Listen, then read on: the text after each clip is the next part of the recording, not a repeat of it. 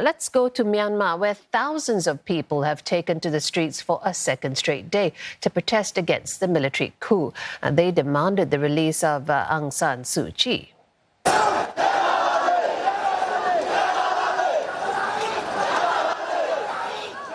The United Nations estimates that around 60,000 protesters have turned up to rally in Yangon. Demonstrations also took place in other cities, including Naypyidaw and Mandalay. Police trucks and officers in riot gear are stationed at protest sites.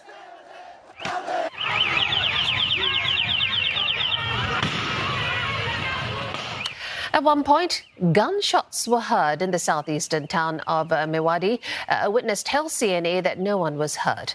The UN Special Rapporteur on Myanmar says more than 160 people have been arrested since the coup began.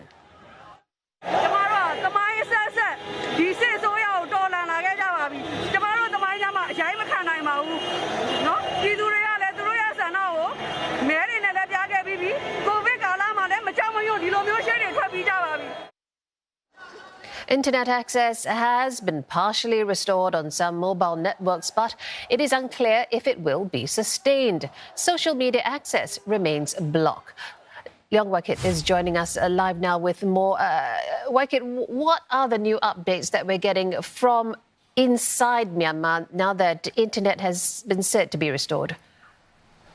Well, Jill, one of those updates would be the fresh footage that we've all seen earlier. Those were filmed fresh on the second day of the protest. I've been told that the numbers of protesters are larger than yesterday. Definitely, police presence are also heavier. As you've said also earlier, the UN estimates there are some 60,000 people in Yangon. Now, Jill, you also mentioned earlier that there was reports of gunshots being heard in Myawaddy. That's southeastern Myanmar.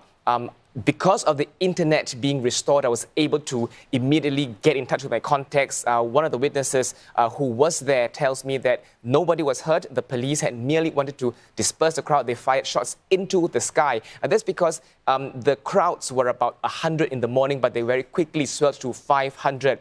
Again, with the restoration of the internet, there's already talk that the internet could be shut down again. Of course, this is not confirmed. And of course, as of now, we're treating this as fake news and rumors.